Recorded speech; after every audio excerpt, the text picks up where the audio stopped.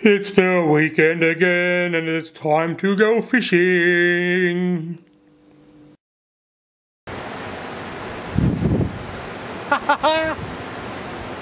Pretty sure this is a big carp.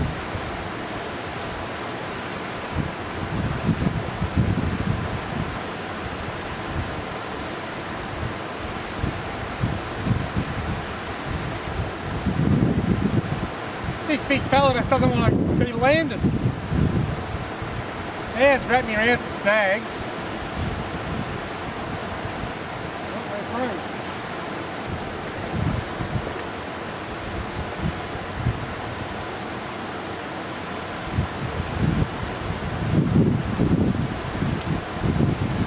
Yeah, one thing about the European carp,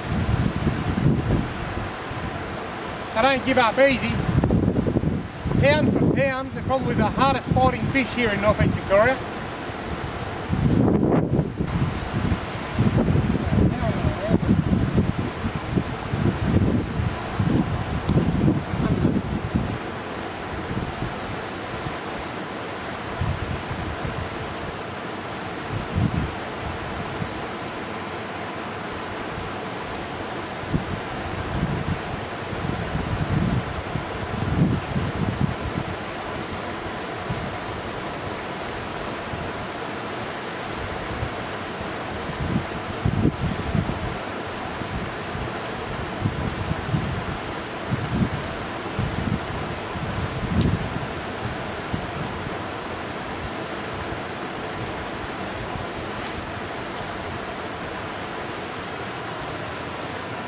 Look at that. Now mud marlin. You'll notice when I picked that up and brought it up on the bank, I also grabbed this big stick. I'll give you one guess what you might think this stick's for. And if you guessed because I want to throw it and see if I can knock that cocky out of the top of that gum tree, then you're probably a bit of an idiot, because that is to put this carp out of its misery. You're not allowed to release these things. They are a noxious pest. Some do-gooders will tell me this is cruel, but I'll tell you what, it's not. I'll tell you why.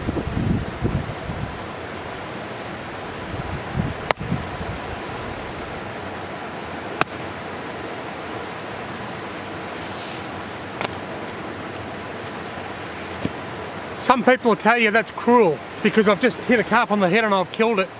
But what's a lot crueler than that is leaving it on the bank to flap around and be in pain. When you catch a carp, the best thing you can do is kill it as quickly and as humanely as you possibly can, which is what I just done then. Now I'm just going to adjust this camera so that I'm in the whole screen and not just the top half of the screen. And g'day folks, welcome to Robbie's River Roundup for Friday the 21st of November 2014. Proudly brought to you by Adventure Camping and Fishing at 14 Rowan Street, Wangaratta. I'm up here, I'll tell you where I am. I'm in the lower reaches of the 15 Mile Creek out at Greta. I've come up here with my wife, who's just standing behind the camera here. She's keeping an eye on the second rod for me so that one of those big mud marlin doesn't pull it in. We've got a couple of hours to kill while the kids are at school and kinder. We thought we'd come out here, drown a few worms and see if we could catch a carp. From time to time there's redfin in here. Normally after wet years we find redfin around this area. Most years we don't. They're a funny sort of a species of fish, but there are carp here. The last few weeks, you'll remember that I've mentioned that the lower reaches of some of these streams are becoming quite low and quite warm and low oxygenated. Well, we're well down from where there would be trout now. We're miles downstream. But have a look at the colour of the water. It's dark. We had a bit of rain during the week and it's just put a bit of colour in the system. Nothing major, and that'll flush out really quick. That carp didn't seem to mind the colour in the water. You can also see a lot of leaves on the water. It's quite windy today, and when you get windy days, a lot of leaves blow in the water. And now that the waterways are a bit lower, those leaves aren't washing out as quickly, and they release tannins into the water, making the water go quite dark. This tannin stained water normally is on the top part of the water. Deeper holes like this tend to be a bit clearer underneath, meaning the fish will survive. But they just don't like it as much because there's not quite as much oxygen in the water when there's a lot of tannins in the water, and therefore they just sulk a little bit. When you get a bit of rain and a fresh flush, they'll come out and get active again. Now I'm going to throw a hypothetical at you. This is carp territory, alright? This is where carp live. If this was a Murray cod spot, and I don't think it is, I'd be very, very, very surprised if I caught a Murray cod here now. But if this was a Murray cod spot, I would probably target right up under those rocks. As the water gets down and becomes a bit warmer and lower in oxygen, like I said, the fish will tend to sit there and sulk because there's not enough oxygen. Where that water is cascading over those rocks, it is gathering oxygen. That section of the hole is likely to be more well oxygenated than the rest of the hole.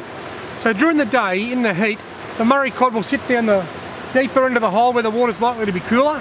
Of an evening, when the sun goes down and the sun's off the water and the fish get a bit more confident to leave their hidey hole, Murray cod will move up into those oxygenated areas looking for food.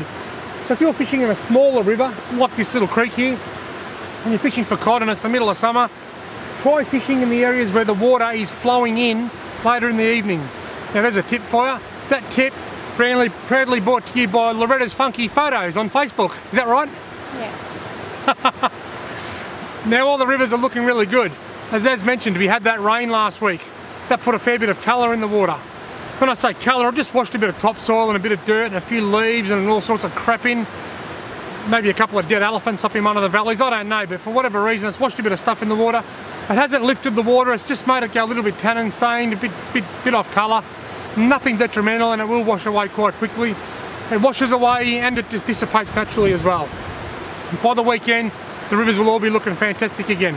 Most of them already are, particularly the upstream sections. The rain we had was last Saturday night when we had close to 1 inch in most areas. Some places had 2 inches. I was fishing Sunday morning for trout, or Sunday afternoon, the day after the rain, and I managed to do really well. So pretty much last week's rain hasn't affected anything. The rivers and creeks are all looking really good still. As I said, the lower reaches of the streams are a bit hit and miss at the moment. It's the upper reaches where you want to head if you're chasing trout. And with less than 2 weeks to the Murray cod season, the lower reaches of the rivers are looking fantastic. So, I'd like to stand here and talk all day, but I can't. I've got carp to catch and kids to pick up from school. This river roundup proudly brought to you by the hook. See, the hook. Hook, the hook. Can you see it?